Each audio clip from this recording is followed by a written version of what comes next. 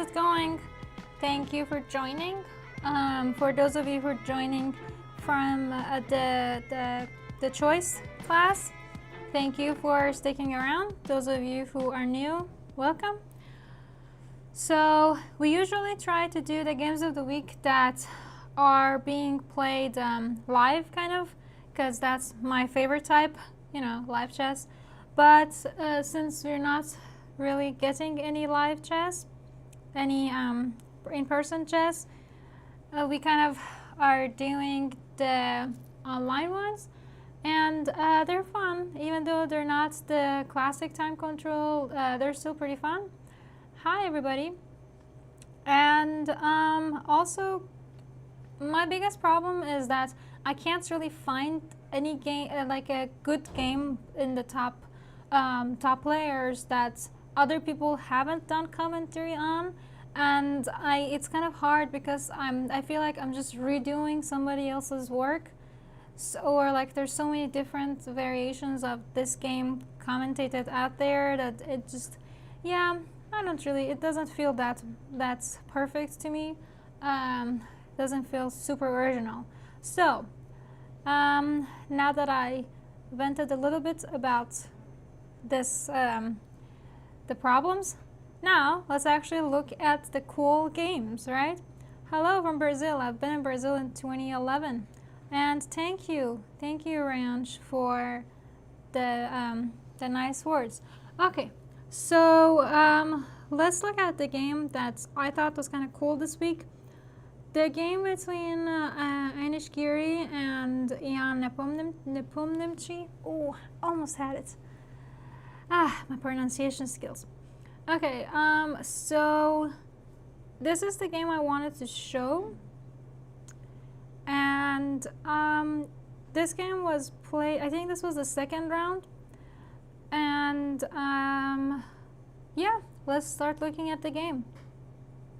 Okay, so I think, yeah, this was the game that Anish Giri won, and they kind of just internet went crazy about it because I don't know why, but everybody thinks Anish Giri is like equals draw.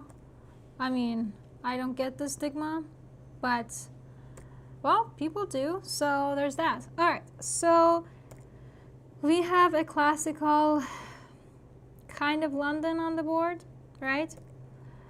And now it just feels like it's like a, let me try to rephrase this. Right now, this kind of feels like a Caro-Kann, right? Like imagine if you started with e4, c6, and you kind of exchange this off. So it's like a exchange variation of, what is it, Panov, Botvinnik? Yeah, it's something like that. So it's like a, it's just completely, it's a whole mix. So we started from London, we ended in Caro-Kann. So talk about magic, right? Okay, so in this position, the first things to notice is, well, as white, you are not trying to lose your pawn, so something like knight c3 is not the best idea. So the first thing to kind of start absorbing is, what do you want to do with your knight, with your bishop, your king? So these are like the little things to start acknowledging. And so first things first. Right now, queen b2 is happening, so you could ignore it. You could just develop the bishop. But if take knight d2, you do have a good activity, but you can't simply just play knight d2 first, because this knight does belong on d2 compared to c3. And ideally, later on, you could push like c3, put this bishop on d3. So yeah, these are some of the ideas to look on. And yeah, Ranch, yeah, this game has been like, I know there are official commentaries. I'm pretty sure everybody else on their channels are also talking about it. So I'm running out of weekly the games of the week content. Need something original. Send me your fun games, guys. Ha, we can work on those. But knight c3, the London, I think knight c3 is possible, but knight d2 is way more desired. Avoids lots of the problems with potential because you don't know what to do with this knight later. Like, you still have to relocate it somewhere, but the knight on d2, you could have a clear idea on, like, you're defending this square. You could think about potentially knight e5. Okay, so knight d2, knight c6. Now this guy is under attack. Also, this guy is under attack. So how to defend them both? Knight b3, right? In the game, bishop g4 was played. To me, bishop f5 seems a little bit more like just logical, just to me. But I don't play. I've played Caro-Kann just a few times with black, so I mean, I'm not the expert on it. But bishop f5 does seem pretty doable, especially because after bishop f5, kind of take away this bishop d3 idea, and that's what I kind of like about it. So in the game they played bishop g4 though. Yeah, so if bishop g4, now actually in the game they played a4, which I thought was very interesting.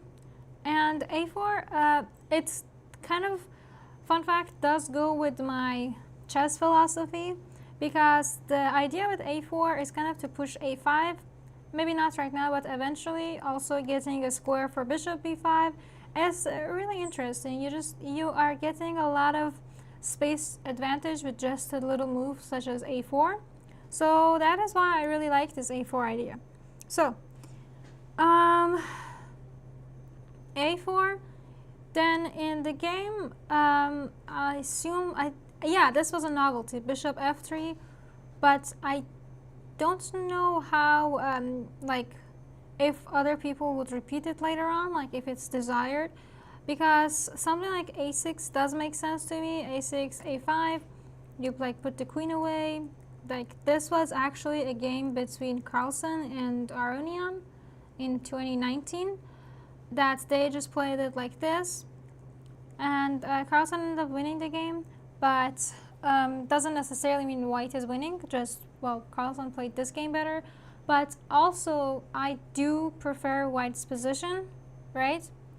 In this position, it's just like bishop. If I could get this bishop to f4, and this knight is better, what are you doing with your bishop? This pawn on a5 is very strong. Later on, I can throw in a b4. I do like this position more for white.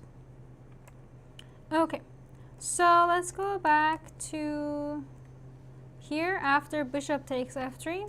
Queen f3, logical, right? The first glance, I thought maybe black wants to actually go after the pawns, because then, I mean, why else would you take bishop f3? Just looking at the game, the first thing I saw was this.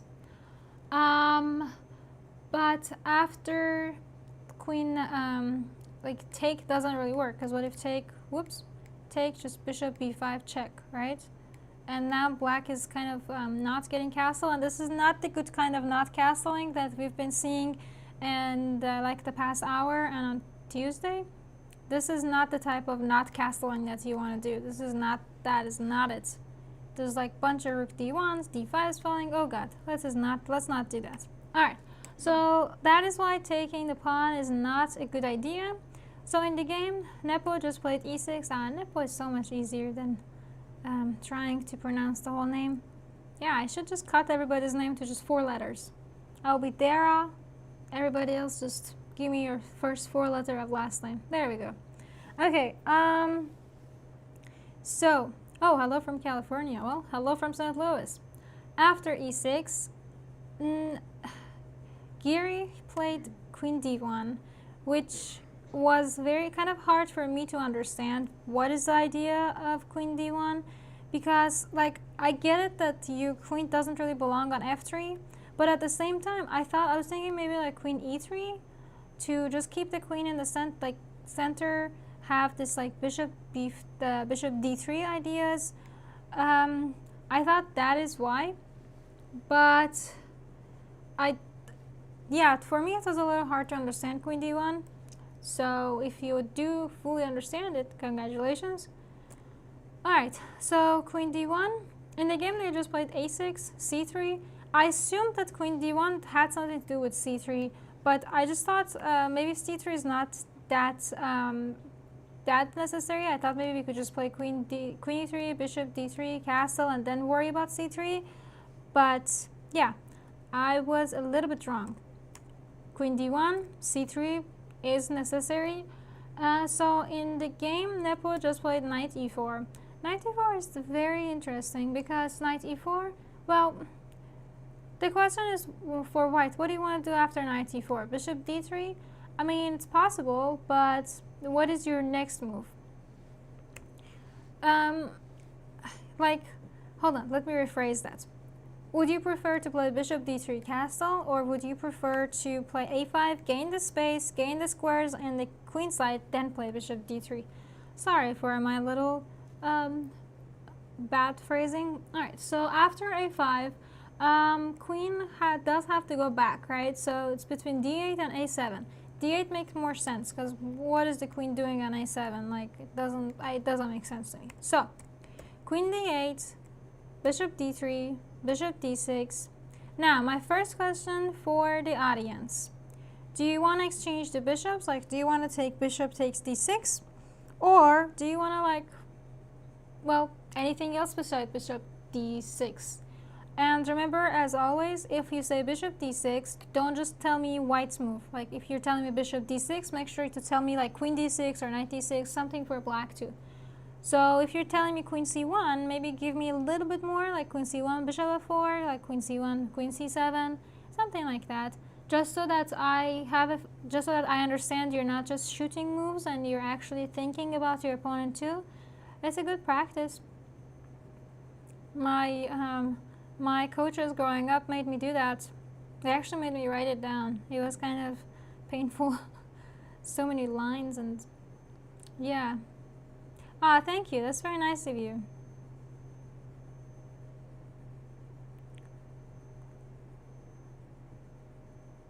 Thank you. Bishop g3, possible. Yes, bishop g3. Bishop g3, also possible. Knight takes g3. So Akib, if you're suggesting queen f3, can you give me something for black too? So, I agree. I don't like bishop d6 because it's better to keep the tension. Because bishop d6, knight c5, it's possible. But then, I mean, just castle, b4, there, possible, but it's just, it feels like you let black just get away easy. You could just play it a little bit better, keep the tension, stuff like that. So, bishop g3, I'm not the biggest fan of bishop g3 because, well, what if knight takes? I don't really like that. So, I did have a queen f3, but no follow-up. So, queen f3, how do you know when it's good to resolve the tension or not? That's a very good question. So let me think how to answer that. So most of the time, it's a good idea to keep the tension just because psychologically it's also putting the tension. But the times that you actually have to decide to resolve it is usually when you're getting something out of it, not just out of running impatience. So like if you're getting a square out of it, if you're getting an outpost out of it, getting some material out of it, usually a good idea to solve the tension. But so I see what you're saying about bishop g3, but now what if black tries to start opening up the center? Because, well, this is a good bishop controlling all of the squares, so potentially could consider something like queen e7, e5. What do you want to do with your king? Short castle, your pawn is on after g3. Long castle, whoa, your pawn is on a5. So I wouldn't play bishop g3 in my game. If you feel brave enough to do that and then king f1, feel free to do so. Okay, another thing to actually consider after bishop g3 that I'm thinking is, what if something like f5? If take with the queen. I'm not the biggest fan of f5, but I think it's a good thing to at least look at. So, let's go back. So, let's look at queen f3. Queen f3, I think queen c7 doesn't really work anymore because you can simply just take on d6, and now you're threatening to take e4, right?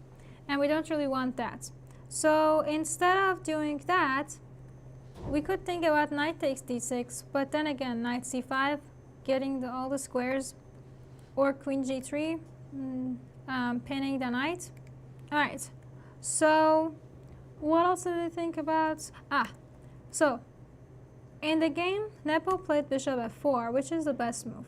So see, this is one of those times that Nepo decided to resolve the tension, because if the bishop f4s don't happen, then the e4 knight is under pressure. So either you have to move the knight and give up the c5 square, or you gotta just exchange these bishops, right? f5. I mean, f5 is possible, but I'm a little worried about something like check, g6, maybe queen h6. Again, you can take, but this is now not very ideal to try and castle into, right? So that's why. So let's say bishop f4, queen f4. In the game, they've just played knight f6, which I agree with. Again, something like f5, I mean, it looks aggressive, but so many different, just like there's so many holes in the position, it doesn't make that much sense to try and just give that all of that up. Yeah, exactly, f5 is weakening, thank you. Okay, so in this game, take, knight f6. So now after knight f6, finally, castle. Now, another idea that white could follow up with is something like rook e1. So, rook e1, the first thing that I'm thinking is, can I bring this rook up and attack? Maybe, but the game is kind of, white's game is kind of set on the queen side as well. So, rook e1 is definitely interesting, but I don't think we are going to play something like rook e3. Yeah, rook e2, rook e3 attack, right? I mean, I like it, but in the game, so Nepo here just played rook e8, and after rook e8, Giri just decided to play rook e2. It's move like rook e2 is a little hard for me to understand, because just if you're gonna play rook e2, why not rook e3? That's just my way of I couldn't understand what's the difference between rook e2 and rook e3. I think that the thing with rook e3 is maybe you should start watching out for e5s, but I just don't think e5 is a good idea. It just doesn't make much sense. They're like leaving the king side. I don't know. I do like rook e3 just as much as rook e2, but yeah, that's one of the things I'm gonna have to look into deeper, the difference between rook e2 and rook e3. Maybe blocking the queen. Yeah, I guess that's a good reason. But blocks the queen to where? You're not really planning on bringing the queen back anytime soon. So, a little hard to digest. Okay, so, rook e8, rook e2. Good one, Sammy. Alright, so, rook e8, rook e2, rook b8. In this game, Giri played h3. I guess h3 is one of those lovely prophylaxis moves for the king in the future that we all love to do because we don't know what else to do, right? Well, that was a long sentence. So after h3, knight d7. My second question for you guys. White to move, what do you want to do? And don't just give me one move. Either give me like white does this, black does that, or give me like an idea of you want to do this with that idea, so I can know that you are actually thinking and figuring stuff out.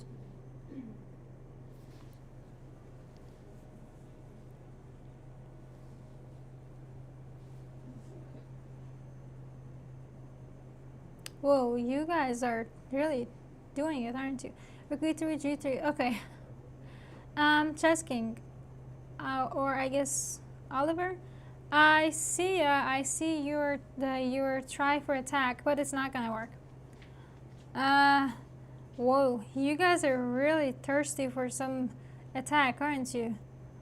We just did another kind of like a tactical thing like an hour ago. No, oh my god, then who is Chess King? Sorry, I do have another Chess King in another class who apparently is Oliver. So, oh boy. Okay. I don't know why I think I have an Oliver. Scratch that.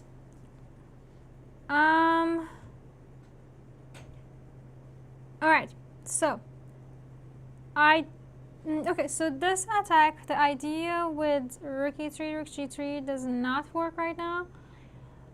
Mainly because, well, there's a queen f6 that stops it all.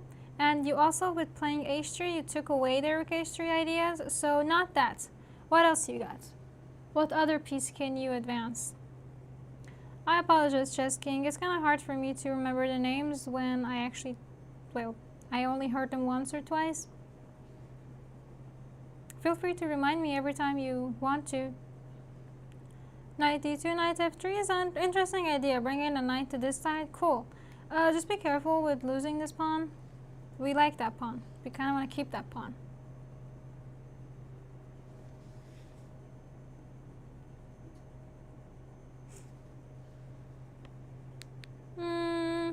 Ooh, queen d6 is an interesting idea. I do like the idea queen d6. So maybe let's think a little bit deeper about queen d6 too.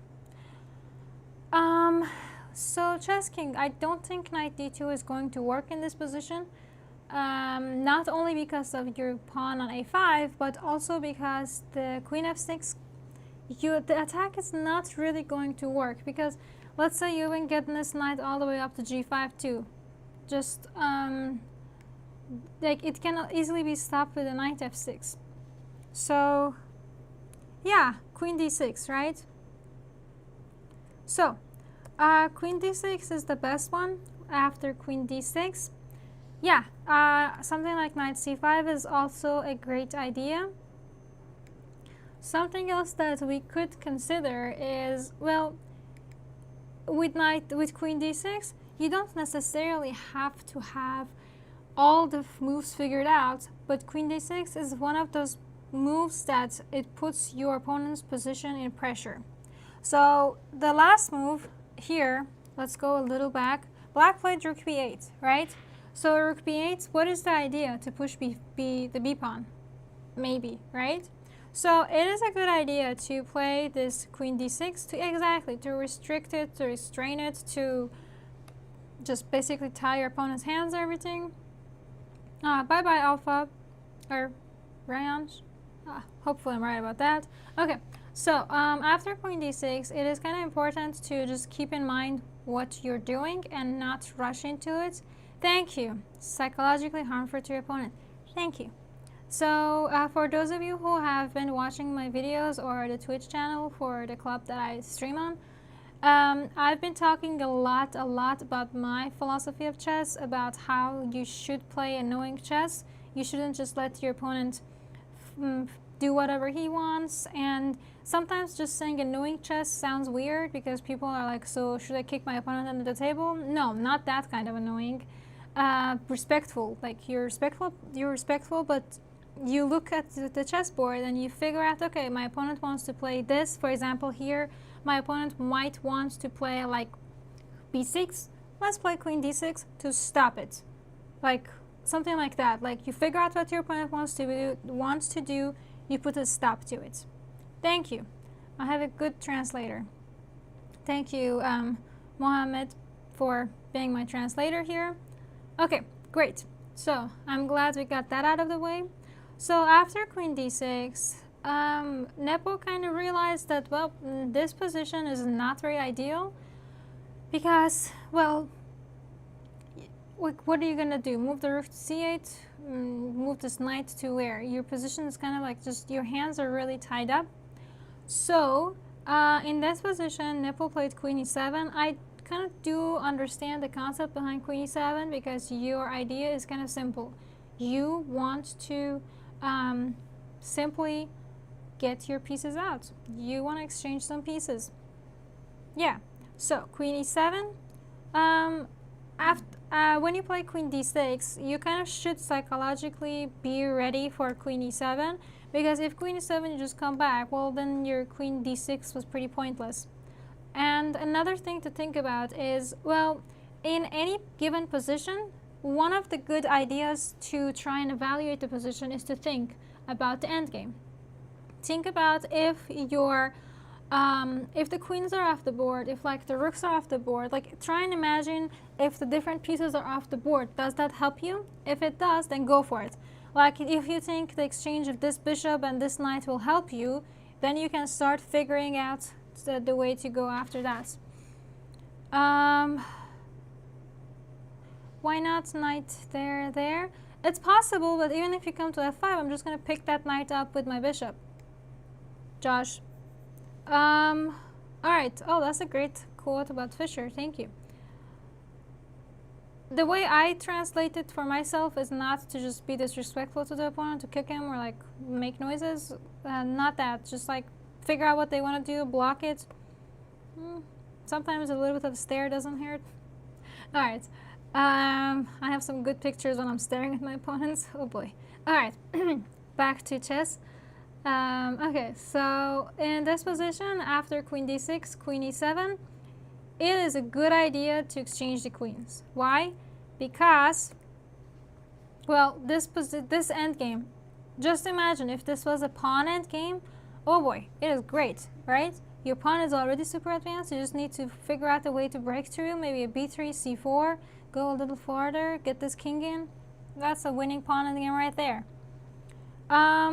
Even if not pawn endgame, the endgame is advantageous for white, mainly because of how much space white has, right? So, knight takes c7, you get this f4 in. So, to me, the idea of f4 is pretty clear. Takes away any hope of e5. Oops, nope, we don't want to play e5. You are gaining as much space as you can in both sides of the board. Next, you can go after g4, because now there's no queens on the board. Your king is not going to go under threat. So it's a good idea to start gaining space. And you have enough space on the queen side. So all you can do now is get space on the king side, right? So f4, Nepo played h5, g4, take. He played g6. So now f5 is actually kind of, I don't know, f5 it does make sense to me. But it feels a little premature, like f5, take, or what if take with e and then take with the knight? Yeah, feels a little premature. So that's why we need to prepare it better. So how do we prepare this f5?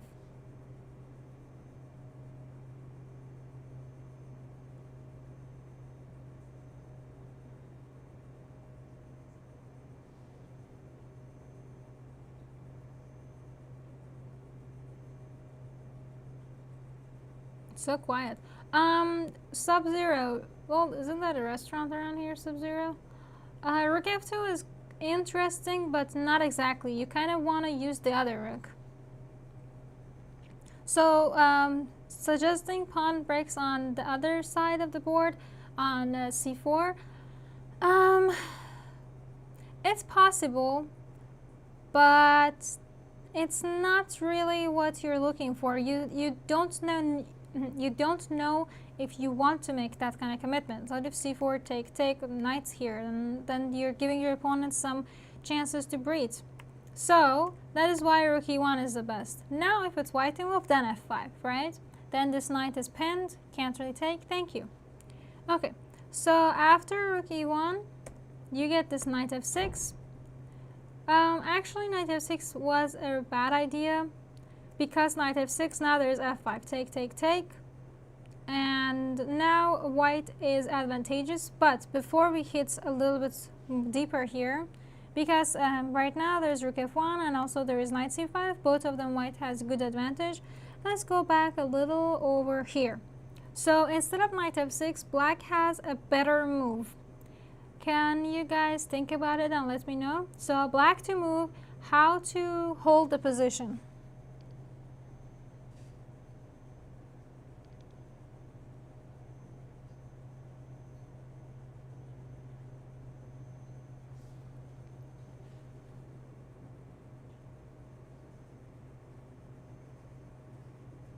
f5, there's just rook e6. I'll just eat your pawn and I'll be sure to say thank you. What else?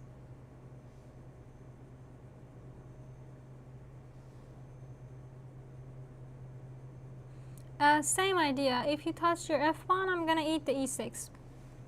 So it's white to move. It's black to move chess. King f2 g3. Nice idea, but it's black to move. King f8. Yep, you guys are correct. King f8 is the best one because now king f8, if f5, just take, whoops, take, knight takes. If you take, I mean, now those are two pawns is okay. And the other problem is that, remember when we talked about knight f6, after f5 take, there is knight c5, right? We don't really want that. So if the knight is back on d7, this knight is kind of paralyzed on b3. Not paralyzed, kind of restricted. Let's go with that. Okay, so let's see back in this position. Rook e1, knight f6, f5, take. In this position, I do, okay, if it was me, if I was the one playing, I would definitely play knight c5. I wouldn't waste more time. But Giri decided to play rook f1, which is again a good idea, just not the best one, like the second best. Because like, okay, this position, this knight c5, goes with my chess philosophy, and I really like it.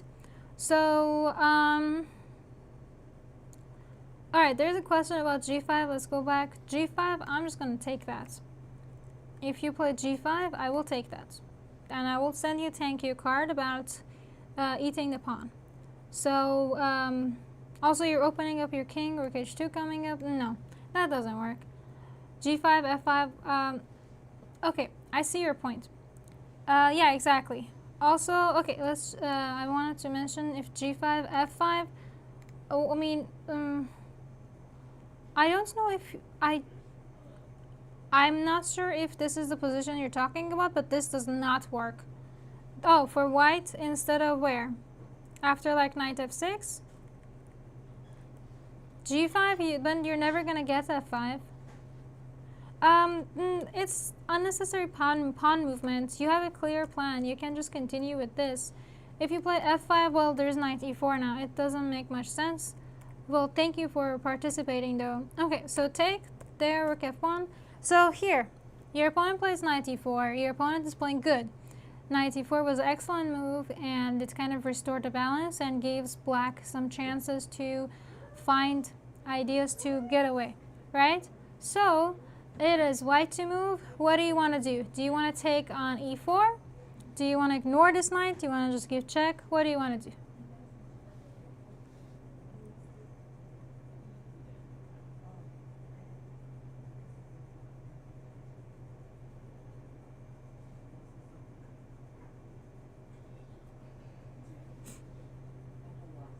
Take rook f4. Rook f4, what if just like knight g3? Kind of like these knights, or knight d6. These knights are just monsters. So let's take the knight. Yeah, let's take the knight. You take back. I play knight c5. So after knight c5, what white is trying to do is eat the pawn, right? Because be careful, I mean, not that much careful, because knight g3 doesn't exist. There's rook g4. But be careful, if you take it, then, I mean, technically it's possible, but I was kind of worried about knight d6, and then this knight is just chilling there. Check, just king goes away. I was trying to figure out a way for white to play it a little bit more sneaky. So knight c5, you are keeping some ideas alive, maybe some like knight d7's coming up, taking away the king d8, king f8 ideas. Yeah, to me this king, like taking away the king f8 ideas, or trying to, kind of, I like that. It kind of makes sense to me. But, okay, so after knight c5, what do you think black should do? This is a very crucial moment. So black has to play all the right moves in order to be able to get away with it. One mistake and you're kind of already in a pickle. Okay, so if it's white to move again, what do you think white wants? Do you see any maybe holes to try and get into, you know, this little cute ones over here? We need this knight to get here. Thank you. Knight d7, knight f6, right? So knight c5, another idea is this little fork and then that little fork. So thank you everybody. I guess my little fake cough did it for you. Gave you the idea. Good, good. Glad to be inspirational. All right. So I mean, I guess a normal person could just play rook d8, avoid this, avoid that checks, and just like continue this. But it's like a kind of a unpleasant idea. So I mean, it's possible, but I don't want to do that. Like, okay, let's say rookie, even like rook e4 to try and minimize possible future checks, or like get the rook in the game. I mean, it takes a lot of strain to play king f8 like Nepo did. King f8 is the best move, like super cool move, because I think the idea is pretty simple. Check, king up, you take me, I'm gonna play knight g3. Your knight is trapped, I'm gonna take one of your rooks, I'm gonna pick up that knight, and this is a doable endgame, right? So now, like, what do you want to do? I guess, well, I mean, something. You don't even need to take this right now. I mean, technically you could take here, f5, because for a second I was thinking about f5, but then there's knight a6, and now this is better for whites. But these two are too strong. Oh boy. I mean, this is knight takes on a6 is better compared to not taking on a6. Well, yeah. But yeah. Right now you can't really do knight. I mean, you could do knight a6, but knight f2, and then this knight becomes a little too advantageous. I don't really like that. So, alright, let's go back to this position. So that's why in the game Giri didn't play knight d7. Surprise. Because knight d7, king e7, take knight g3. And this is a not very pleasant endgame for white. So, let's not do knight d7. Let's take this pawn. We're covering this g3 square. The king is still a little bit weak. And things are good, right? So black plays king e7. We bring in our king, rook h8, we save the king. Rook g8. Now in this position, oops, it is, oh sorry, a lot of movements. It is white to move. What do you want to do with white? Keep in mind, this rook is looking at this king. That's one thing to look at.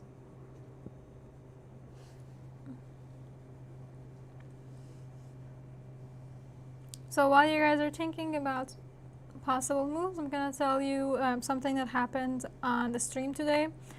I mentioned that my back kind of hurts, and the viewers advised me to stop sitting like this. What is it called? Slouching, I guess. So I'm trying to sit upright, and that even hurts more. I don't know how you guys do this. All right, we got this. I see some rook f5s. I see some d5s. I see some rook f2s. All right, good. I see some cool ideas. You guys are good. All right. So, why not double the rooks on a file? So when we play knight d7 check, it would be safe. I guess you're still talking about the position with the king on f8, because even if you double the rook up, just king e7, you don't have any more knight d7 checks. All right, I like the move d5 here, right? d5 is great. If you take it, oops, if you take it knight g3, I'm gonna take your knight. There we go. And it's time to party after that. Okay, so thank you, Dennis. That's very nice of you to say so. All right. Yep, you played d5. Now you're waiting for your opponent to make mistakes. So in the game, Nepo played rook h6, which is a good move. Rook h6, still fighting, still defending, all of those at the same time. So white has a very cool move. think about it. Also, remember the question about when to keep the tension, when to resolve it? You can think about it here. Do you think it's a good idea to resolve the tension, or do you prefer to keep the tension?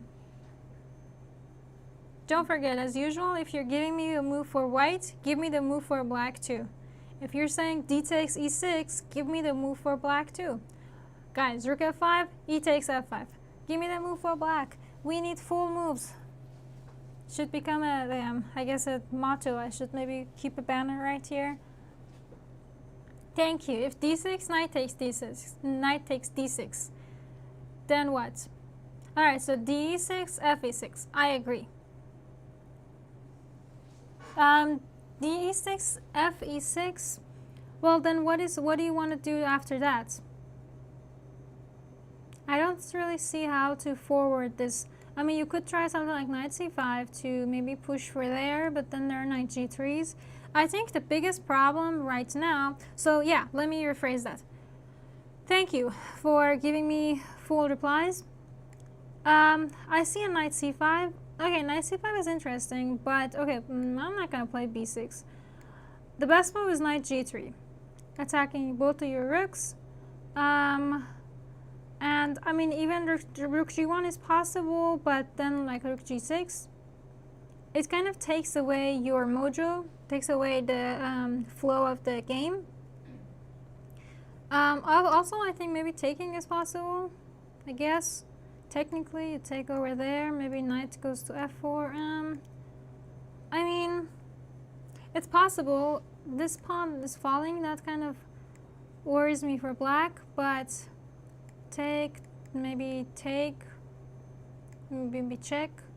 I don't know, it feels like you're giving way too much game for black, and that's the one thing I don't like. So let's try and figure out the one move that helps white win this game. How to apply more pressure. Thank you for giving me more than just white's move. So if rook f5, ef5, knight g5, just king goes to f8. If king d8 or king d6, yeah, knight f7 wins the game. You're right. But so white to move, give me a move that just puts pressure. And remember how we talked about this knight g3 being a problem? Maybe takes care of that. Rook f5 doesn't work. Rook f5 just takes back. You don't really have any follow-ups. What else? How to bring more pressure. Rook f2 and rook f4. Alright, I like these two. Good, good. I kind of like rook f4 more, just because, well, if rook f2, it feels a little forced. I don't really know what I'm doing with these two over here, but it's just a little something. Rook f3, I guess it could work too, I guess. But rook f4 is the best. You're just bringing more pressure, keeping your tab on this knight and that knight. So rook f4.